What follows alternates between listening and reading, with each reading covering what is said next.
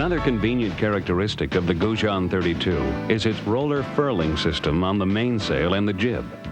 Over the last 12 years, the Gougeon brothers have worked to perfect this system, which allows the sails to be raised, lowered, or reefed in just minutes. We kind of nicknamed it dial-a-sail, I guess, so that you can have however much sail you need up there, and makes the boat a lot safer just because it's so very quickly reefed. This feature makes it a great racing machine as well. Too much sail up doesn't necessarily make you go faster. In reality, it can cause drag. With just the main and the jib, you can slide downwind, as well as many boats will do with a spinnaker up. The boat has raced successfully against much larger keel boats and multi-hulls in a wide variety of sailing conditions, and won outright in most of the races entered.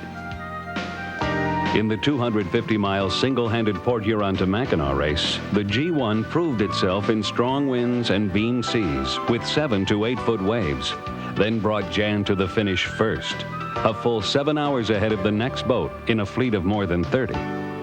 Boy, I pumped in full water ballast and reefed it down a little bit, and the auto helm was steering the boat, and I zipped along, and pretty soon I was sitting there saying, geez, I'm as comfortable in this thing as I was in Ollie in my 35-foot trimaran.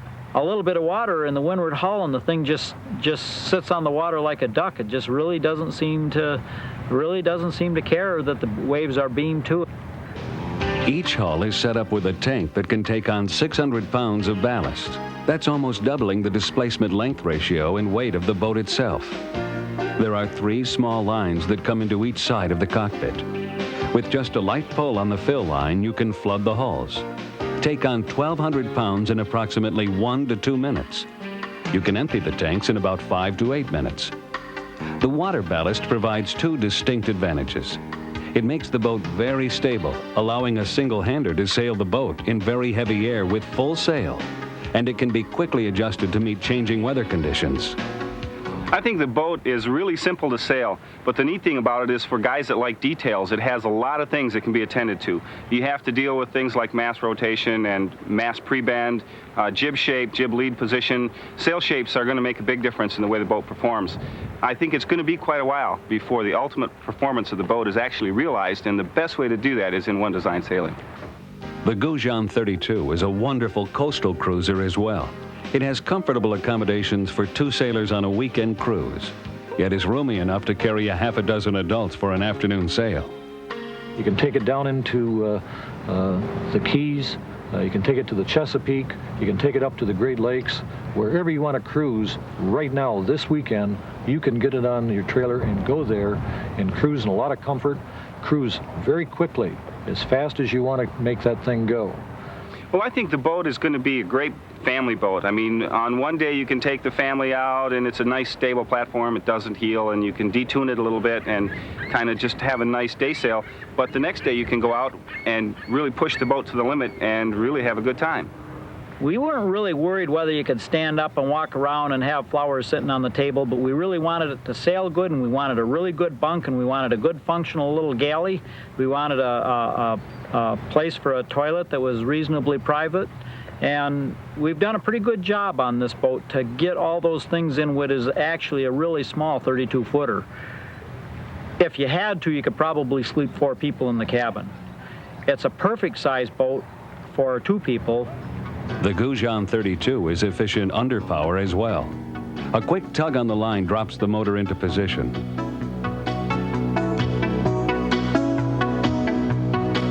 You can scoot right along at 8 to 10 miles per hour and go 12 to 14 miles on a gallon of gas. And because the boat has center boards versus dagger boards, you can sail, maneuver, or motor in very shallow water, as little as 8 inches. They're easily raised or lowered like the rudder, so the boat's easily beached.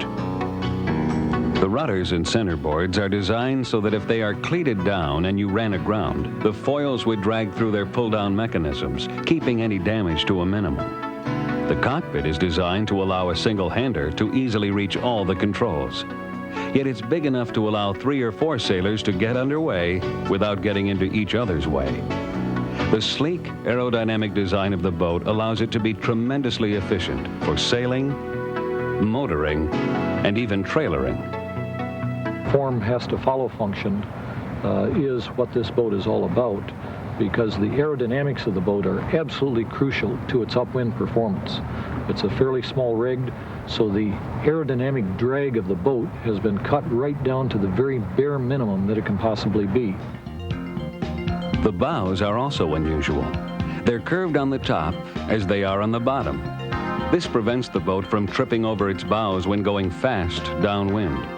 Stick a bow into a big wave and it will sail right out of it.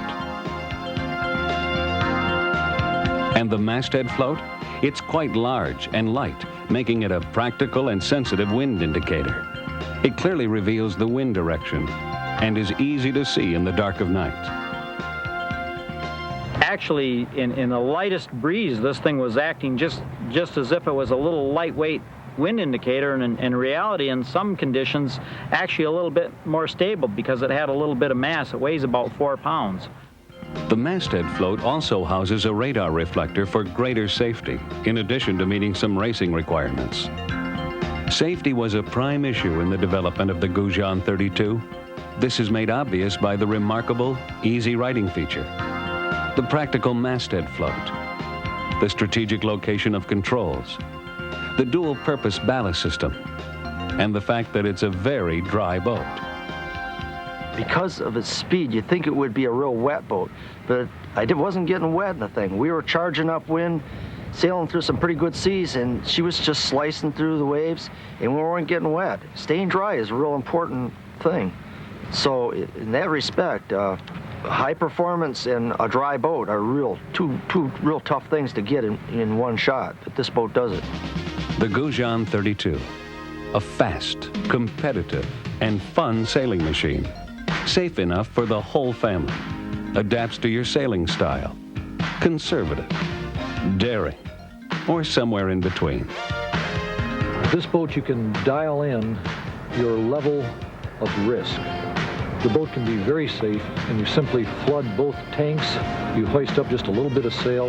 The boat's very easily reefed, and you can sail it very conservatively. Or the boat can be just as hairy as you want it to be. If you want to go out in a lot of wind with full sail and no ballast, you can do that too. But you get to choose what level you want to sail at. When you get off the wind and you hook up on a wave, the thing just accelerates like you dropped off a cliff. It's just great. But this thing just scoots along and it sails right out from underneath the big puffs, and it just keeps on going faster and faster. And there's no tendency to broach, and you're always in complete control. It's going to be a real sailor's boat in a race, because you're really going to have to. Someone that just puts all the sail up and drives it as hard as they can aren't always going to be first in, and I guess that's a good sign of a good design, is that it's efficient rather than a power monger. It moves through sheer efficiency. All of those things have made the boat really unique, and certainly a far easily sailed boat than most boats that people are used to out there from the standpoint of ease and grief to use and to get sailing. The Gougeon 32, a family racing multi-hull designed to offer everything while compromising nothing.